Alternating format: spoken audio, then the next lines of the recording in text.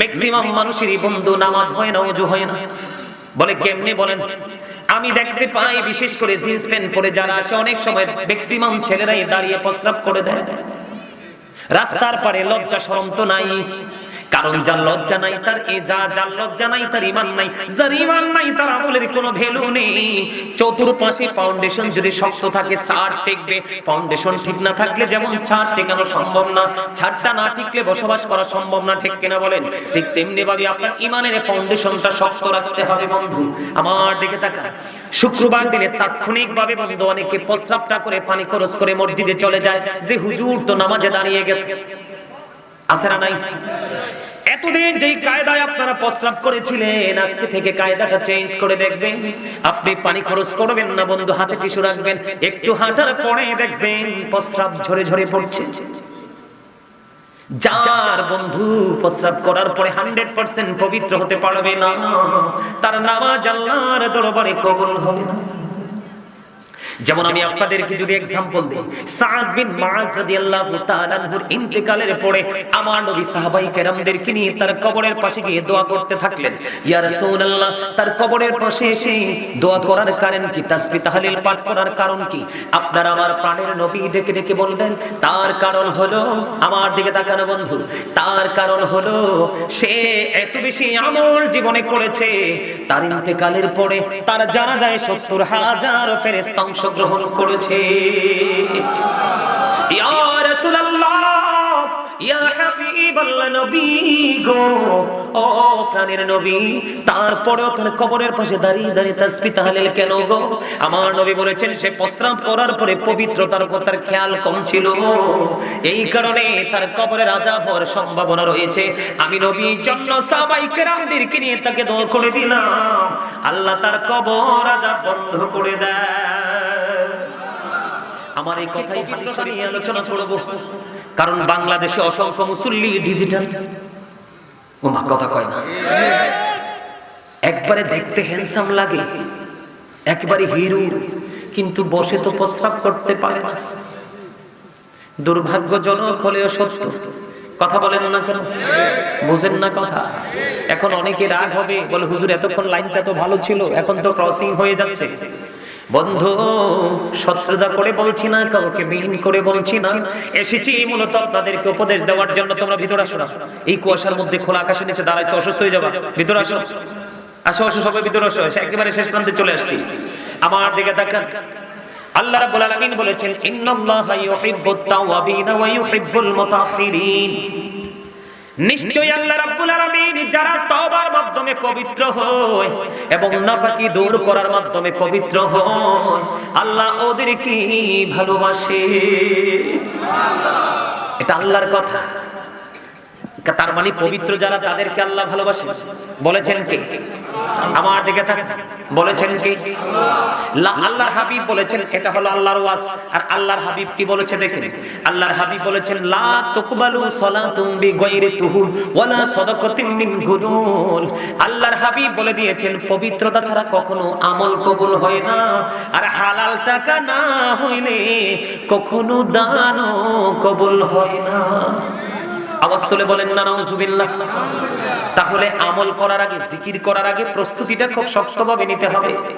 বর্তমানে আমরা নামাজ পড়ার পরেও মিথ্যা ছাড়তে পারি না, নামাজ পড়ার পরেও সুদ ছাড়তে পারি না, নামাজ পড়ার পরেও মা বাবার কলিজায় আগুন দেওয়া অন্ধনী, নামাজ পড়ার পরেও সামাজিক অস্থিতিশীল অশান্তি বন্ধু বিরাজমান আছে, আছে না নাই? সমস্যাটা কোথায় লুকায়িত? আল্লাহ না বলেছেন ইন্না সালাতা তানহা আনিল ফাহশাই ওয়াল মুনকার, নামাজ মানুষকে খারাপ কাজ থেকে বাঁচিয়ে রাখে।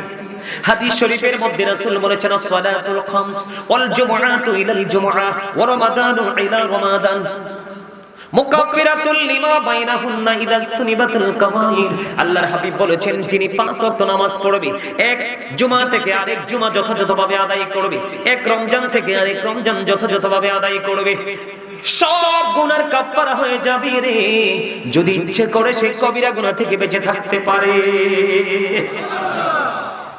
ওয়াজ মজা পান না? কার কার কাছে ভালো লাগে? সবার কাছে ভালো। আলহামদুলিল্লাহ বলেন। আপনারা একটু মাঝে মাঝে একটু সাড়া দিবেন না? ইয়া রাসূলুল্লাহ, জিন্দাবাদ জিন্দাবাদ। আমাদের ডাক্তার সাহেব ঠিক আছে, উনি কিন্তু আমার আব্বার ডিয়ার ফ্রেন্ড। উনি আলহামদুলিল্লাহ করেন না? আমি তো আইসা খুঁজা পাই না, একজনকে দেখে চিনতে পারছি, ওই যে লাল দাড়ি, আমাদের বাসার সামনের মসজিদে তিনি প্রতিদিন ওই যে কালেকশনটা করে আর কি। ওই যে আপনার নামটা কি জানি? ওয়ালাইকুম সালাম রাহমাতুল্লাহ। আপনারাও সালামের জবাব দেন না, উনি সালাম দিয়েছিলেন। সৈয়দ মোল্লা অত্যন্ত ধৈর্যের সাথে কাজটা করেন। আমি কি একটু পবিত্রতা নিয়ে আলোচনা করব? বর্তমান সময় সবচেয়ে বেশি যে বিষয়টা জরুরি আপনাদের জানার, আপনাদের বোঝার, কেন জানেন? সম্মানিত উপস্থিতি, আমাদের যুব সমাজ ধ্বংস হয়ে যাচ্ছে। কারণ এটা এদের দোষ না, তো এটা এদের দোষ না। এরা তো হুট করে বড় হয়নি, ওরা ধীরে ধীরে হাঁটি হাঁটি পা পা করে বড় হয়েছে। এই যে বড় হওয়া, ধীরে ধীরে বড় হয়েছে, বড় হওয়ার পাশাপাশি কিন্তু তাদেরকে আল্লাহ রাসূল কিন্তু কিছু ট্রেনিং শিখাতে বলেছে।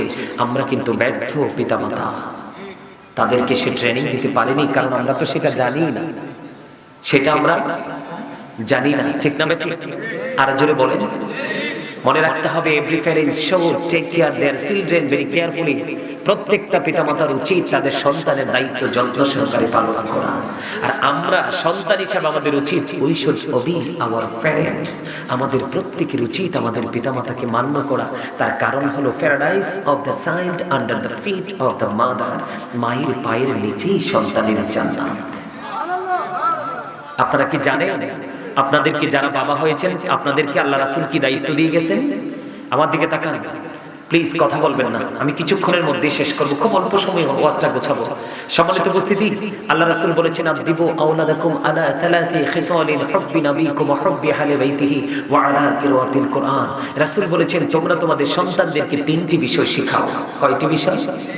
একটা হলো হুব্বি নবিকুম, teach the love of the prophet, নবীর প্রেম। দুই নম্বর হচ্ছে হুব্বি আহলি বাইতিহি, টিচ ফ্যামিলি লাভ, নবীর আহলে বাইতের ভালোবাসা, কারণ এই ভালোবাসাটাও শিখা ফরজ, এটা ঈমান। এরপরে বলেছেন আলা কিরাতিল কুরআন, কোরআন তেলাওয়াত শিখাও। আগে তুমি ঈমানের ট্রেনিং দাও, তারপরে তুমি কি করো? কোরআন তেলাওয়াত শিখাও। কারণ Allah is all in all, follow his law and light for eternal success. আল্লাহ সব, কিন্তু তারপরে আল্লাহ রাব্বুল আলামিন আমাদের জন্য দুইটা জিনিস ইনশিওর করে দিয়েছেন। একটা হলো ল, আর একটা হলো এন্ড লাইট। ল হলো আল্লাহর কোরআন, দা হোলি কোরআন, সুবহানাল্লাহ বলেন না? আর দুই নাম্বারটা হলো লাইট। মানে কি? লাইট হলো ইংলিশ শব্দ, বাংলাতে এটাকে বলা হয় আলো, আরবিতে বলা হয় নূর। এই নূরটা হলো আল্লাহর প্রিয় হাবিব সরকার মদিনা। কারণ নবীর মধ্যেই সকল আদর্শ আছে। আপনি নবীকে ফলো করেন, সব খুঁজে পাবেন। নবীকে ছাড়লেই কিন্তু আপনি অনেক দূরে চলে যাবেন। বন্ধুরে আমার, পবিত্রতা নিয়ে একটুখানি কথা বলতে চাই বন্ধু। আল্লাহর হাবিব বলে দিয়েছেন লা তুকবালু সালাতুম বিগাইরি তুহুর ওয়ালা সাদাকাতুম মিন গুলুল। পবিত্রতা ছাড়া ইবাদত কবুল হয় না, এবং হালাল টাকা না হইলে দানও কবুল হয় না। হাদিস শরীফ শুধু এখানে থেমে থাকিনি, আপনারা সবাই জানেন মিফতাহুল জান্নাতিস সালাতু ওয়া মিফতাহুস সালাতিত তুহুর। জান্নাতের চাবি হলো নামাজ, আর নামাজের চাবি হলো পবিত্রতা। আমার ওয়াজ কি আপনাদের ব্রেনে ঢুকাচ্ছেন? যদি ঢুকাতে পারেন, আমার মনে হয় জীবনে আর কোনোদিন ওয়াজের প্রয়োজন হবে না, কোনোদিন আর ওয়াজের প্রয়োজন হবে না। জুম্মার দিনে দেখি মুসল্লিদের অবস্থা, আফসোস করে করে সময়টাকে অতিবাহিত করি। হায়রে আফসোস, নামাজ পড়ার পরেও কিন্তু তুমি গ্রহণযোগ্য নও, কারণ তোমার মধ্যে যথেষ্ট উদাসীনতা দেখা যায়। আল্লাহর হাবিব বলে দিয়েছেন বন্ধু যে তুমি কি করো তুমি জেনে রাখো, নামাজ হলো জান্নাতের চাবি। প্রেয়ার ইজ দ্য কি টু প্যারাডাইস। নামাজ হলো জান্নাতের চাবি, আর নামাজের চাবি হলো পবিত্রতা। নামাজ হলো সর্বোত্তম জিকির। তুমি যদি পবিত্র হতে না পারো, তাহলে তোমার এই পবিত্র জিকির পর্যন্ত বাতিল হয়ে যাবে। নাউজুবিল্লাহ বলেন। এখন কিন্তু সুবহানাল্লাহ বলা যাবে না। বন্ধুরি আমার দিকে তাকান, বিশেষ করে এখানে যারা এসে যে শীতের অজুহাত দিয়ে জিন্স প্যান্ট পরে আসছে, এই হলো আমরা যারা বর্তমান বাংলাদেশের মুসলমান, আমাদের সবচেয়ে বড় নোংরামি হলো আমরা সবচেয়ে বড় পদভ্রষ্ট হওয়ার কারণ হলো এই পোশাকটা। আমার দিকে তাকান, দয়া করে ওকে হাসবেন না, আমি হাসির জন্য বলিনি। বুঝে যান, শুনে যান, যদি ভালো লাগে, যদি কারো উপর আল্লাহর রহমত হয় আগামী কালকে সেটাকে ডিলিট করে দিবেন। বলে হুজুর কেন, আগে মন দিয়ে শোনেন, আমি দলিল ছাড়া কোনো কথা বলি না বন্ধু। আল্লাহর হাবিব বলে দিয়েছেন বুখারী শরীফের মধ্যে যে হাদিস কানা, যেই যুবকের, যেই পুরুষের ইমানদার, কোন বেঈমান কাফের মুনাফিক নয়, যেই ইমানদারের উপর দিক দিয়ে পোশাক থাকবে নাভির নিচে, এটা লুঙ্গি হতে পারে, প্যান্ট হতে পারে, ট্রাউজার হতে পারে, বিশেষ করে বর্তমানে সবচেয়ে অভিশপ্ত প্যান্ট হলো বন্ধু যেটা জিন্স প্যান্ট, যেটাকে ক্রিয়েট করেছেন বেঈমান কাফের মুশরিকেরা। আল্লাহর হাবিব বলে দিয়েছেন উপর দিয়ে যার পোশাকটা থাকবে নাভির নিচে এবং নিচে দিয়ে থাকবে তার পোশাকটা টাকনুর নিচে। এখন যে বর্তমানে যুবকেরা প্যান্টটা পরে বন্ধুরে আমার, তাদের দেখবেন প্যানে শুধু টাকনুর নিচে না, পায়ের মুড়ার নিচে তাদের প্যান্টটা। তারা কিন্তু দ্বিধায় পড়ছে, কিন্তু এর উপকারিতা কি ক্ষতি কি তারা জানে না। আমার দিকে তাকান, আল্লাহ রাব্বুল আলামিন বলেছেন ইয়া বানি আদম কদ আনজালনা আলাইকুম লিবাসান ইউরি সাওআতিকুম ওয়ারিশান ওয়া লিবাসুত তাকওয়া যালিকা খায়র। আল্লাহ রাব্বুল আলামিন আদম সন্তানকে ডেকে ডেকে বলেছেন, আদম সন্তানের লজ্জাস্থান ঢাকার জন্য আল্লাহ রাব্বুল আলামিন পোশাক দিয়েছেন। কি দিয়েছেন? আপনারা জানেননি পোশাকটা কেন দিয়েছেন আল্লাহ? মানুষকে শুরুতে বলেছিলাম অনেক সুন্দর করে বানিয়েছেন, মন মতো করে বানিয়েছেন, এই জন্য তাদের জন্য বন্ধু সুন্দর পোশাক বানিয়ে দিয়েছেন। আল্লাহর হাবিব বলে দিয়েছেন পৃথিবীর বুকে যে সুখ্যাতির পোশাক পরবে রে, আল্লাহ রাব্বুল আলামিন কাল কিয়ামতের দিন তাকে অভিশপ্ত এবং লানতের পোশাক পরাবে। জোরে জোরে বলুন নাউযুবিল্লাহ। আর পৃথিবীর বুকে যেই ব্যক্তি ইসলামের কন্ডিশন মেনে যেই ব্যক্তি পৃথিবীর বুকে পোশাক পরবে, আল্লাহর হাবিব জানিয়ে দিয়েছেন তার সামনে জান্নাতি পোশাক, স্পেশাল পোশাকগুলো আল্লাহ রাব্বুল আলামিন তুলে ধরবেন, সে যেটা মন চায় সেটাই নিতে পারবে। জোরে জোরে বলেন না সুবহানাল্লাহ। এর মধ্যে সবচেয়ে বড় পোশাকের যে সবচেয়ে বড় ভয়ঙ্কর জায়গাটা হলো আল্লাহ বলেছেন লিবাসুত তাকওয়া যালিকা খায়র। আল্লাহর কাছে সবচেয়ে উত্তম পোশাক হলো বন্ধু, আল্লাহর কাছে সবচেয়ে উত্তম পোশাক যেটা পুরুষের পোশাক, উত্তম পোশাক হলো উপর দিয়ে নাভি বরাবর আর নিচের দিক দিয়ে থাকবে টাকনোর উপরে। এই পোশাক হলো আল্লাহর মনোনীত পোশাক। আপনি যদি উপর দিয়ে নাভির নিচে চলে যায়, নিচে দিয়ে টাকনোর উপরে চলে যায় বন্ধু, এই পোশাক আপনাকে জাহান্নাম পর্যন্ত পৌঁছে দেবে। এই নামাজ পড়ে, এই পোশাক পরে আপনি নামাজ পড়লে আল্লাহর দরবারে নামাজ কবুল হবে না। জোরে জোরে বলেন না নাউযুবিল্লাহ। আমার দিকে তাকান, কিছু বলবেন? না না। আল্লাহ রাব্বুল আলামিন তিন শ্রেণীর মানুষের সাথে কাল কিয়ামতের দিন কোনো কথা বলবে না। কয় শ্রেণীর? এক শ্রেণীর মানুষ হলো বন্ধু যারা অহংকার করে করে টাকনুর নিচে ঝুলিয়ে ঝুলিয়ে পোশাক পরে, এবার এটা লুঙ্গি হোক, প্যান্ট হোক, পায়জামা হোক, ট্রাউজার হোক। দুই নাম্বার হলো যারা ব্যবসার মাধ্যমে মানুষকে ঠকায়, মিথ্যা কথা বলে বলে যে কোনো ব্যবসায়িক হোক কাস্টমার থেকে টাকা হাতিয়ে নিয়ে জুলুম করে, আছে না নাই? তিন নাম্বার হলো আমাদের সমাজের মধ্যে এমন কিছু দরদি মানুষ আছে, মানুষ বিপদে পড়লে উপকার করে, সুযোগ পাইলে আবার তাকে খোঁটা দিয়ে কষ্ট দেয়। এই তিন শ্রেণীর মানুষ, এর মধ্যে সবচেয়ে ভয়ঙ্কর হলো বন্ধু এই পোশাক। আমি আপনাদেরকে বলছি যারা জিন্স প্যান্ট পরে বন্ধু জুমার নামাজ পড়তে আসে, যদি কারো শার্ট থাকে বা গেঞ্জি থাকে, আমি একবারে আপনাদেরকে কনফার্ম করে বলছি আগামী জুম্মার দিনে তাকিয়ে দেখবেন সে যখন রুকুতে যায় রে, পিছনের কাতার থেকে 100% আরেকজন তার লজ্জাস্থান দেখতে পায়। আল্লাহর হাবিব বলেছেন উম্মত এত সুন্দর পোশাক তোমাদেরকে দিয়েছে, এমন পোশাক তুমি পরেছো, আল্লাহ যেটাকে তোমার জন্য বরাদ্দ করেছে সেটা তুমি পরোনি। বেঈমান কাফের মুশরিক যারা দুনিয়ায় থেকে জাহান্নামের ঘোষণা প্রাপ্ত, তোমরা ওদের পোশাকটা তোমরা পরেছো। বন্ধুরে আমার, আল্লাহর হাবিব মসজিদের মধ্যে অবস্থান করতেছেন, এক ব্যক্তি এসে নামাজের নিয়ত করতেছে, হাদিস শরীফ। তিনি নামাজের নিয়ত বানলেন, আমার নবী বললেন তুমি ওযু করে এসো। তিনি নামাজের নিয়ত ভেঙে ওযু করতে গেলেন, তিনি আবার ওযু করে এসে নামাজে দাঁড়ালেন। আল্লাহর হাবিব আবার তাকে নামাজ ওযু করতে পাঠালেন, তিনি আবার নামাজের নিয়ত বেঁধে ভেঙে তিনি ওযু করতে গেলেন। তৃতীয়বার আরেকজন প্রশ্ন করলেন, ইয়া রাসূলুল্লাহ, ইয়া হাবিবাল্লাহ, নবী গো, ও প্রাণের নবী, আপনি বারবার তাকে বলছেন ওযু করার জন্য। কেন গো নবী? আমার নবী বলেছেন এই কারণে বলেছি, সে কিয়ামত পর্যন্ত নামাজ পড়তে পারবে, তার নামাজ আল্লাহর দরবারে কবুল হবে না। কারণ একজন ইমানদার হিসেবে তার জন্য যে পোশাকের কন্ডিশন দিয়েছে, শর্ত দিয়েছে ইসলাম, কোরআন এবং হাদিস, এটা সে মোটেও তোয়াক্কা করেনি, নিজে নিজে অহংকার করে করে সেই পোশাক পরেছে। আল্লাহ রাব্বুল আলামিন বলেছেন ইন্নাহু লা ইউহিব্বুল মুস্তাকবিরিন, আল্লাহ ডাজন্ট লাইক দ্য প্রাউড, আল্লাহ অহংকারীকে পছন্দ করেন না। বন্ধুরে আমার, যারা পড়তেছে ইমাম সাহেবের কথা, বক্তাদের কথা শুনছে না, অহংকার করে করেই শুধু প্রতিদিন পড়ে যাচ্ছে। হাদিসের ভাষায়, কোরআনের ভাষায় তারা অহংকারী, কারণ তারা কাউকে কি করছে না, পরোয়া করছে না। আল্লাহ রাব্বুল আলামিন আল্লাহর হাবিবকে বলেছেন, হাবিব আপনি জানিয়ে দেন আমার ওই বান্দাগুলোর পায়ের নিচে পড়ে মনের অজান্তে অনেক পিপিলিকা পিষ্ট হয়ে যায়। বুঝেন আমার ওয়াজ? পিষ্ট হয় কি হয় না? তার মানে আপনার পায়ের নিচে পড়ে মনের অজান্তে ছোট ছোট কীট মারা যায় কি যায় না? আল্লাহর হাবিব বলে দিয়েছেন উম্মত তোমরা জানো না কত জীবন ভর কত ওয়াজ করেছিল গাজী সুলাইমান, তোমাদেরকে সুন্দর করে ভেঙ্গে ভেঙ্গে বলেছিল, কিন্তু তোমরা তার কথাগুলো শুনোনি। হাদিস শরীফের মধ্যে এসেছে ওই অহংকারী যারা ইসলামের কোনো তোয়াক্কা করলো না, আল্লাহর হাবিবের বিধানের কোনো তোয়াক্কা করলো না, এত শীতের মধ্যে সুন্দর করে বুঝিয়ে দিলাম সেটাকে পরোয়া করলো না। আল্লাহর হাবিব বলে দিয়েছেন তাদেরকে কাল কিয়ামতের ময়দানে ছোট্ট পিপিলিকার মতো বানানো হবে, চারপাশ তাদেরকে অপমান ঘিরে ফেলবে, বাউলাস নামক জাহান্নামের দিকে তাকে টেনে হেসড়ে নিয়ে যাওয়া হবে। তাদের জন্য খাবার বরাদ্দ করে আছে বন্ধু। আল্লাহর হাবিব বলেছেন সেই খাবারটার নাম হলো তিনাতুল খাবাল। ইয়া রাসূলুল্লাহ, ইয়া হাবিবাল্লাহ, তিনাতুল খাবালটা কি গো? আমার নবী বলে দিয়েছেন এই তিনাতুল খাবালটা হলো আরেকটা জাহান্নামের নিংড়ানো রক্ত পূজত বাঘাম। এত আস্তে ওয়াস্ত বুঝেন না? একটা পাপী মরে পচে লিকুইড হয়ে যাবে, ওই যে ম্যাঙ্গো জুস খান না, ওই রকম লিকুইড হয়ে যাবে। একটা জাহান্নামী লিকুইড হবে, আরেকটা জাহান্নামী গড়ে উঠবে, তার জন্য সেটা খাবার। ওই যে শুরুতে বলেছি লা ইয়ামুতু, মরতে পারবা না, ফিহা ওয়ালা ইয়াহইয়া, বাঁচতেও পারবা না, ওমা হুম আনহা বিগাইবিন, পালিয়ে যেতেও কি করবে সেদিন। এই অভিশপ্ত পোশাক কি পরা দরকার?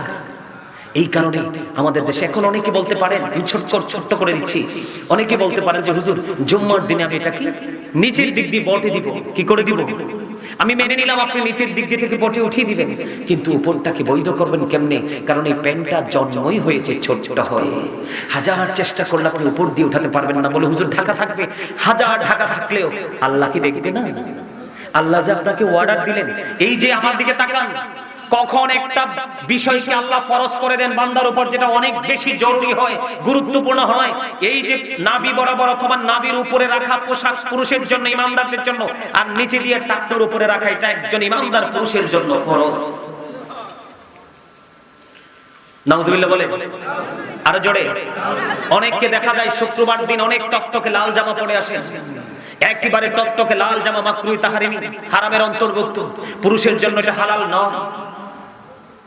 আল্লাহ রাসূলের সামনে দুইজন ব্যক্তি, এক ব্যক্তি দুইবার রাসূলকে সালাম দিয়েছেন, আল্লাহর হাবিব একবারও তার সালামের জবাব দেননি। রহস্য উদ্ঘাটন করতে গেলেন, যাওয়ার পরে আল্লাহর হাবিব কেন সালামের জবাব দেয়নি, আল্লাহর হাবিব বলেছেন তার পরনে দুইটা লাল জামা ছিল, এই জন্য আল্লাহর হাবিব অনেক বেশি রাগান্বিত হয়েছেন তার সালামের জবাব। আপনারা শখ করেও শ্বশুর বাড়ি থেকে বা বিদেশ থেকে আসলে কখনোই কোনো স্বর্ণের আংটি বা স্বর্ণের চেইন, বিন্দু পরিমাণ স্বর্ণ পরা পুরুষের জন্য হালাল নয়, নারীদের জন্য হালাল। লাল কাপড় পুরুষের জন্য হারাম, নারীদের জন্য হারাম নয়, তাদের জন্য হালাল। নারীদের পোশাক পরছে পুরুষ, পুরুষের পোশাক পরছে নারী, উভয়কে আল্লাহর হাবিব লানত করেছেন, অভিশপ্ত করেছেন। নাউজুবিল্লাহ বলেন। বন্ধুরে আমার, এবার আমার দিকে তাকান। জুমার দিনের আরেকটা ভয়ঙ্কর কারণ হলো ম্যাক্সিমাম মানুষেরই বন্ধু নামাজ হয় না, ওযু হয় না। বলে কেমনে? বলেন, আমি দেখতে পাই বিশেষ করে জিন্স প্যান্ট পরে যারা আসে, অনেক সময় ম্যাক্সিমাম ছেলেরাই দাঁড়িয়ে প্রস্রাব করে দেয় রাস্তার পারে। লজ্জা শরম তো নাই, কারণ যার লজ্জা নাই তার যার লজ্জা নাই তার ঈমান নাই, যার ঈমান নাই তার আমলের কোনো ভ্যালু নেই। চতুর্পাশে ফাউন্ডেশন যদি শক্ত থাকে ছাদ টেকবে, ফাউন্ডেশন ঠিক না থাকলে যেমন ছাদ টেকানো সম্ভব না, ছাদটা না টিকলে বসবাস করা সম্ভব না, ঠিক কিনা বলেন? ঠিক তেমনি ভাবে আপনার ঈমানের ফাউন্ডেশনটা শক্ত রাখতে হবে। বন্ধু আমার দিকে তাকান। শুক্রবার দিনে তাৎক্ষণিকভাবে বন্ধু অনেকে প্রস্রাবটা করে পানি খরচ করে মসজিদে চলে যায় যে হুজুর তো নামাজে দাঁড়িয়ে গেছে, আছে না নাই? এতদিন যেই কায়দায় আপনারা প্রস্রাব করেছিলেন, আজকে থেকে কায়দাটা চেঞ্জ করে দেখবেন। আপনি পানি খরচ করবেন না বন্ধু, হাতে টিস্যু রাখবেন, একটু হাঁটার পরে দেখবেন প্রস্রাব ঝরে ঝরে পড়ছে। যার বন্ধু প্রস্রাব করার পরে 100% পবিত্র হতে পারবে না, তার নামাজ আল্লাহর দরবারে কবুল হবে না। যেমন আমি আপনাদেরকে যদি एग्जांपल দেই, সাদ বিন মুআজ রাদিয়াল্লাহু তাআলা আনহুর ইন্তেকালের পরে আমার নবী সাহাবায়ে কেরামদেরকে নিয়ে তার কবরের পাশে গিয়ে দোয়া করতে থাকলেন। ইয়া রাসূলুল্লাহ, তার কবরের পাশে এসে দোয়া করার কারণ কি, তাসবিহ তাহলিল পাঠ করার কারণ কি? আপনারা আমার প্রাণের নবী ডেকে ডেকে বললেন তার কারণ হলো, আমার দিকে তাকান বন্ধু, তার কারণ হলো সে এত বেশি আমল জীবনে করেছে, তার ইন্তেকালের পরে তার জানাজায় 70,000 ফেরেশতা গ্রহণ করেছে। ইয়া রাসূলুল্লাহ, ইয়া হাবিবাল্লাহ, নবী গো, ও প্রাণের নবী, তারপরেও তার কবরের পাশে দাঁড়িয়ে দাঁড়িয়ে তাসবিহ তাহলিল কেন গো? আমার নবী বলেছেন সে প্রস্রাব করার পরে পবিত্রতার উপর তার খেয়াল কম ছিল, এই কারণে তার কবরের আযাব হওয়ার সম্ভাবনা রয়েছে। আমি নবীর জন্য সাহাবায়ে কেরামদেরকে নিয়ে তাকে দোয়া করে দিলাম, আল্লাহ তার কবর আযাব বন্ধ করে দেয়। আমার এই কথাই হাদিস শরীফ থেকে কি কিছু বুঝতে পারছেন? আপনি নামাজি হয়েছেন ঠিকই, কিন্তু প্রস্রাব করার পরে যদি পবিত্র হতে না পারেন, আপনি কখনোই কি হতে পারবেন না, নামাজ আল্লাহ পর্যন্ত পৌঁছাতে পারবেন না বন্ধু। এবার আসেন এই যে ওযু করতে যান, অনেক সময় দেখা যায় বন্ধু মসজিদের ট্যাপটা ছেড়ে দিয়ে 5 থেকে 10 লিটার পানি পর্যন্ত একজনে খুলে দেয়, ছেড়ে দেয়, আছে না নাই? আমার দিকে তাকান। অনেক সমস্যা আমাদের মাঝে, কারণ এগুলোর তোয়াক্কা আমরা করছি না, নিজের মতো করে চলছি। হযরতে সাদ রাদিয়াল্লাহু তাআলা আনহু যখন ওযু করতেছেন, আমার নবী বললেন অপচয় করো না, অপচয় করো না। ইয়া রাসূলুল্লাহ, ওযুতেও কি অপচয় আছে? আমার নবী বললেন যদি তুমি সমুদ্রের কিনারায় যদি ওযু করো, তারপরেও তুমি অপচয় করিও না। তার মানে কি, তুমি যদি নদীর কিনারায় বসে নদীর পানি দিয়েও যদি তুমি ওযু করো, তারপরেও পানি তুমি অপচয় বলে, হুজুর তার মানেটা কি? আল্লাহর হাবিব ওযু করেছেন মাত্র 1 লিটার পানি দিয়ে, সুবহানাল্লাহ বলেন না। গোসল করেছেন মাত্র 4 লিটার পানি দিয়ে। আমরা এত বেশি পানি অপচয় করি ওযু এবং গোসলের ক্ষেত্রে, সেটার জবাব আল্লাহর দরবারে দিতে হবে বন্ধু। আপনি যদি যথা নিয়মে রাসূলের দেখানো ওই পদ্ধতিতে আপনি ওযু করতে পারেন, নামাজ পড়তে পারেন, আপনার জীবনের গুনাহ বন্ধু আল্লাহ মাফ করে দিবে। আর জোরে করুন না সুবহানাল্লাহ। আরেকটু মহব্বতে বলুন, আপনি আল্লাহ রাসূলের দেখানো পদ্ধতিতে যদি ওযু করতে পারেন, নামাজ পড়তে পারেন, আর যদি সাক্ষী দিতে পারেন লা ইলাহা ইল্লাল্লাহ, আল্লাহ ছাড়া কোনো মাবুদ নেই, তিনি এক, এই সাক্ষী যদি দিতে পারেন মুহাম্মদ রাসূলুল্লাহ সাল্লাল্লাহু আলাইহি ওয়াসাল্লাম আল্লাহর প্রিয় বান্দা এবং রাসূল, এই সাক্ষী যদি আপনি দিতে পারেন যথাযথ নিয়মে ওযু করে নামাজ পড়ে, আল্লাহর হাবিব বলে দিয়েছেন ওই পবিত্র নিয়মে যে ব্যক্তিকে আল্লাহ রাসূল যে সিস্টেমটা শিখিয়ে দিয়েছেন ওইভাবে যদি সে ওযু করতে পারে, তার জন্য 8টা জান্নাতের দরজাই কাল কিয়ামতের দিন খোলা থাকবে, সে যেটা দিয়ে মন চায় সেটা দিয়ে ঢুকতে পারবে। তাহলে আয়েশা হুট করে প্রস্রাব করে মসজিদে ঢুকবেন নাকি একটু ধীরে আস্তে একটু ব্যায়াম করে এক্সারসাইজ করে ভালো করে আপনি যখন মনে করবেন যে না আমার আর প্রস্রাব আসার কোনো সম্ভাবনা নেই, তখন আপনার নামাজ 2 রাকাত 1 রাকাত চলে গেছে, অসুবিধা নাই। 3-4 রাকাত নামাজের সময় শুধু জুমার দিন না, শুধু অন্য সময় ধরেন 3 রাকাত নামাজ চলে গেছে, চলে যাক। আপনি যদি আখিরি বৈঠকে যে যুক্ত হতে পারেন তারপরও জামাতের সওয়াব পাবেন, কিন্তু আপনি অপবিত্র অবস্থায় যদি প্রথম রাকাত থেকে যুক্ত হন, আপনার এই নামাজ আপনাকে কোনো ফল দিতে পারবে না। জোরে জোরে বলেন সুবহানাল্লাহ, আরো জোরে বলেন না সুবহানাল্লাহ। তাহলে ওযুটা সুন্দর করে করার দরকার আছে না নাই? বন্ধুরে আমার নবী গেলেন মেরাজে, হযরত বেলাল পৃথিবীর জমিনে আমার নবী জান্নাতের দিকে নজর দিয়ে চাইয়া দেখলেন হযরত বেলালের কদমের ছাপ দেখা যায় জান্নাতে। আমার নবী আশ্চর্য হয়ে গেল, ব্যাপার কি রে? বেলাল তো এখনো ইন্তেকাল করেনি, জান্নাতের মধ্যে বেলালের কদমের ছাপ, পায়ের ছাপ আমি দেখতে পাইলাম। নবীজি মেরাজের কার্যক্রম সম্পন্ন করে পৃথিবীর বুকে কদম বাড়িয়ে দিলেন। হযরত বেলালকে প্রশ্ন করলেন, বেলাল রে বলে দে না, তোর জীবনে কি এমন আমল করেছো রে বেলাল? তোমার জীবনে কি এমন আমল করেছো যে আমলের কারণে তোমার মর্যাদা এত বেশি বৃদ্ধি হয়েছে? আমি বেলাল জান্নাতে তোমার কদমের ছাপ দেখেছি। এবার বেলাল একটা ডাক দিয়ে বললেন, ইয়া রাসূলুল্লাহ, ইয়া হাবিবাল্লাহ, নবী গো, আমার জীবনে সবচেয়ে বড় গুরুত্বপূর্ণ ইবাদত হলো আমি অত্যন্ত গুরুত্ব দিয়ে পবিত্র হই। আল্লাহ যারা তাওবা করে এবং পবিত্র থাকে আল্লাহ তাদেরকে অনেক বেশি পছন্দ করেন। অনেক আলোচনা হয়েছে, আর আলোচনা করব না। সম্মানিত উপস্থিতি, মিলাদ করতে হবে, কিয়াম করতে হবে। এখান থেকে আমার অনেক গরম লাগতেছে। গজল, এরা তো ভেরি উইক, দুর্বল, গাইতে পারে না। সুন্দর এক গান কইতেন, আমার লোকে সুর দিতে পারবে? একটু গাইব। পাইলে নিরালায় গো নবী, পাইলে নিরালায়, পাইলে নিরালায় গো।